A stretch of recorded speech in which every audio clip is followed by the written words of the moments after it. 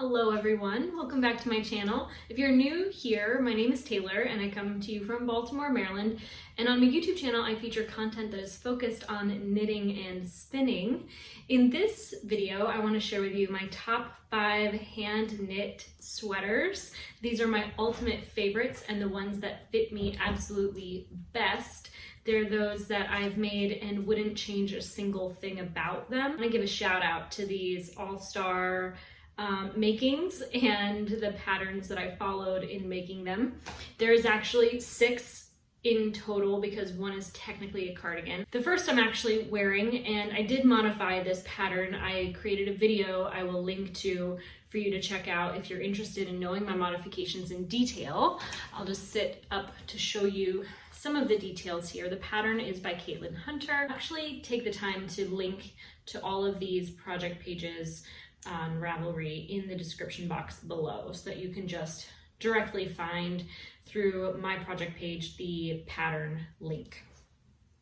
So this is a sweater that came out really squishy because of the yarn I used. Basically, it is my hand spun, so unfortunately you're not able to find it and buy it, but that's one of the things that I love about hand making a wardrobe is that it is one of a kind, totally unique, and something that cannot just easily be bought and sold. We live in this world dominated by Amazon and fast fashion that is polluting our planet, and I like to get on my high horse sometimes about the sustainability of handmade wardrobes, how much wool can actually regenerate our land as much as it destroys it with improper farming practices, and how we can use material from animals in a humane and ethical way.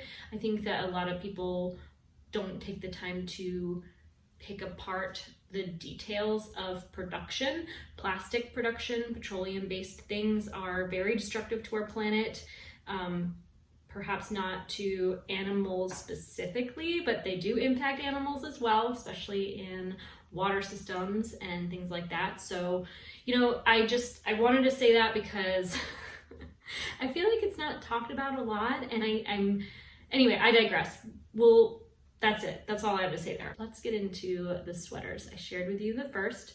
One of the reasons why I love it so much is that the sleeves, which again, I've modified this pattern, but they turned out to be the perfect length, which for me is always knitting them at least 2 inches longer than I think I need to knit them, because as you wear a garment, it stretches into a 3-dimensional shape, which will very often eat up the length of any sleeve because of that hinge of the elbow. So that's one thing I do to make sure that my sweaters fit well.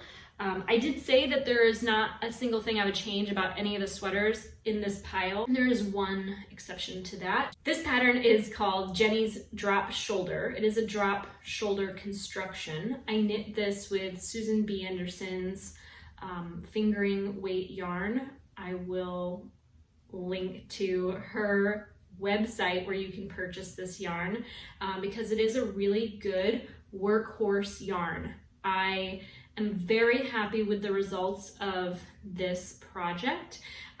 This is sorry, it's covered in my hair. This is a really sturdy sweater. It is held up well. There is some felting in the armpits, as you can see. If I give you a close-up, it's not a pretty picture. There's a little bit of felting in the armpits. I think that there would be less of that if it didn't hit so high up in the armpit like this one does here. I've talked a lot about that in the project video for this sweater, that I like how low it hits. One negative side effect, I guess you might say, of deep yoke designs is that when you lift your arms, the sweater will lift with you. So you might want to knit an extra long sweater if you are using a deep yoke pattern to it. So back on the subject of the Jenny's Drop Shoulder, this is my first fingering weight sweater. It took me quite a bit of time, I would say 3 months maybe, because I was rather new to sweater knitting. And as I mentioned, the only thing I might change is making the sleeves a little bit longer. The elbows did eat up the length of the arm, and so the cuff hits closer to here, which I can grasp it with my hand to put on a coat or another cardigan or something, so it's not super awkward to wear. It is nice to sometimes have your cuffs pre-lifted because sometimes, you know, when you're in the sink or you maybe lift your cuffs up just a little bit to get involved in a project and you kind of wish you lifted them higher, or maybe they're slipping lower. I never have that trouble with this sweater because they're always a little bit shorter. They kind of fit like this, and it's not a normal store-bought sweater thing, but it works, and I appreciate it a lot of the time, so it's not a total negative. But one thing maybe I would change if I were to knit it again, this yarn in particular has held up quite well. It did pill a little bit. You can see some pilling on the very front. I have de-pilled this sweater once before and it held up well after that too. So it does have a little bit of a halo that will pill slightly. I think that the texture to this design is the texture to the stitches is what sort of hides the wear and the tear to this garment. But with another de-pilling, I feel like this one will look almost new. Not quite, because I've worn it for several years now. This sweater has held up quite well for the amount of wear it's gotten. And okay, so speaking of sleeves, this is a sweater that I didn't design. I spun this yarn. I processed a fleece from the festival. I'm not sure which one I bought it at. I go to Maryland and New York State Sheep and Wool festivals each year, purchase a fleece, and I like to dye the wool before it has been spun. So I usually will gather materials from my local area. Some of them are birch bark and black walnut hulls. I want to say this could be onion skins or some type of flour. This one was likely onion skins that I altered with the mordant of like iron rust. And I had, I think, 4 or more just single skeins of my hand spun 2-ply fingering, really light fingering yarn that I knit into Kate Davey's Danthem sweater. So it is a little bit more cropped than the actual design because I do have to wear very high-waisted pants with this or layer over a dress.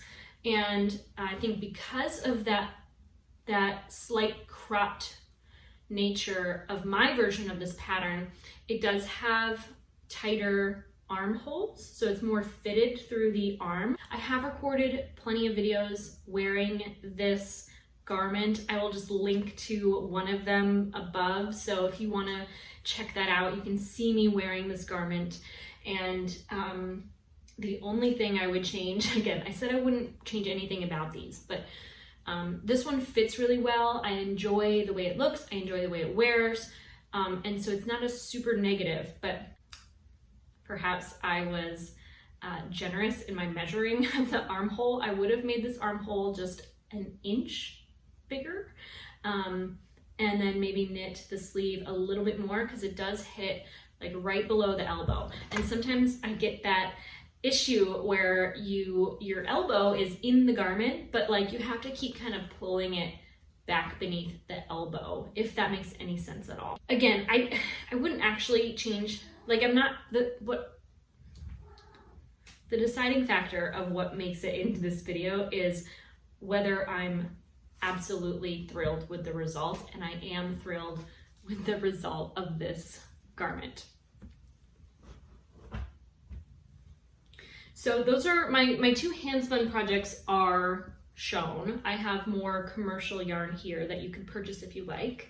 Now I would say there are just 2 sweaters left that are absolutely perfect, and one of them, they're both, honestly, they're not next to skin sweaters unless you are not at all sensitive to wool, which most of the time I am not.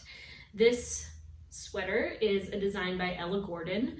It is knit with Jamieson Smith 2-ply fingering weight or jumper weight yarn, as it is known. And you can purchase this both on their website, but also if you're in the US and you want to poke around at other yarn distributors, the Woolly Thistle is a really good resource for purchasing woollier yarns and imported yarns from Europe or like the UK. I'll give you a close-up of my colors here. I will list in the description box below the colors that I used for my version of this yoke, so that if you are interested in knitting your own, all the information is down below in the description box. So that is there for you as a resource. I think I did upload my Ravelry project page as well, so you can check it out there in the link below. I will also link to a video where I've worn this garment in case you want to see. And one of the reasons why I love this sweater so much is that the boat neck kind of design, it's a little bit wider in the neck than a sweater like this one that is like a true crew neck. It's a little bit wider, it's a little bit more of a boat neck, and because of that, I like to wear shawls with it. So it's a sweater that encourages me to wear more knitwear. I love the yoke design, and the shoulder and arms are perfect. There's nothing I would change about that. Sometimes yoke sweaters like this can get a little tight around the shoulders, and this one has never done that for me. So I'm very grateful I didn't knit a yoke I regretted. The length to this garment, because it is from the bottom up, you knit both the sleeves and the body of the sweater first before you get to the yoke. I enjoyed the process because sometimes when you're starting a project, it can be so fiddly to, you know, execute the cast on that is preferred or get through all that ribbing, and it's nice to just coast and really get through the meat of a sweater in its making before the fun and fancy of the yoke.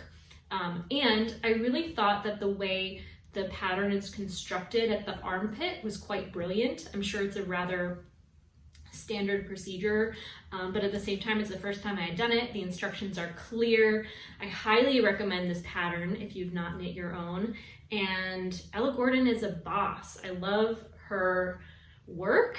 Always excited to create more of her patterns. The thing about this Jamieson Smith yarn is that the stitch definition is muted. The stitches really knit together, and so if there's any area that looks a little wonky, for instance, I made and wore this garment for months before I noticed that in the back middle of the sweater I dropped a stitch and never knew.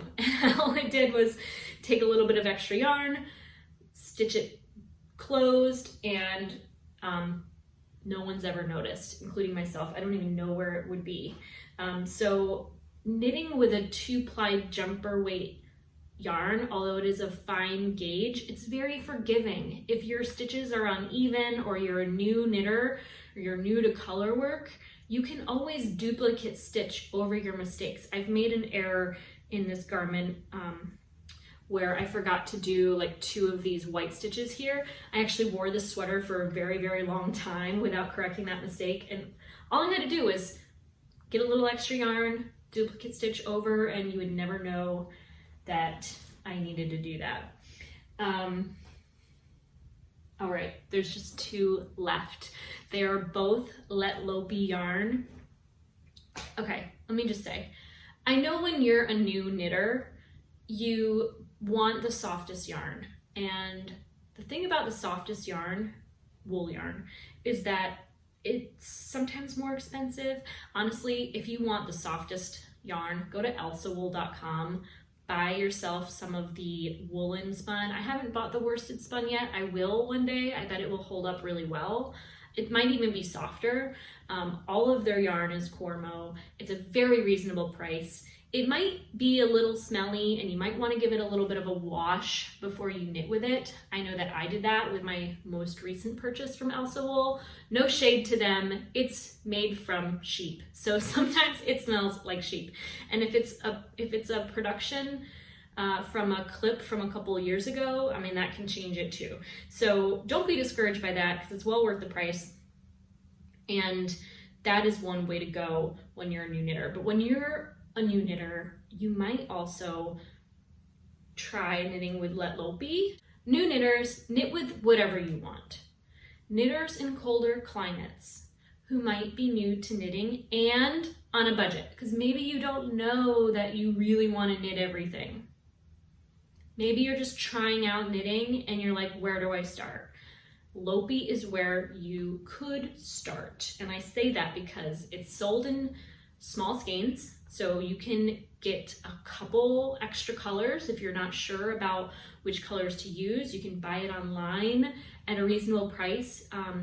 The Web's store, I think it's yarn.com, they have almost every color of Lopey. Not every color, because this one I did buy from another website in the UK. But you can buy almost any color, and once you get the amount you would need for a full sweater, you can get it at a really good discount. You do want to knit a Let Lopey sweater a little larger than maybe you would other sweaters, because the more you wear the fabric and the more you wash your garment, the more those loose kind of halo-y fibers are gonna dig into each other. Have you ever noticed like cat hair in like a mattress or a pillow or foam? Have you ever taken the cover off of like a foam pillow and seen how the hairs just somehow get embedded into the foam?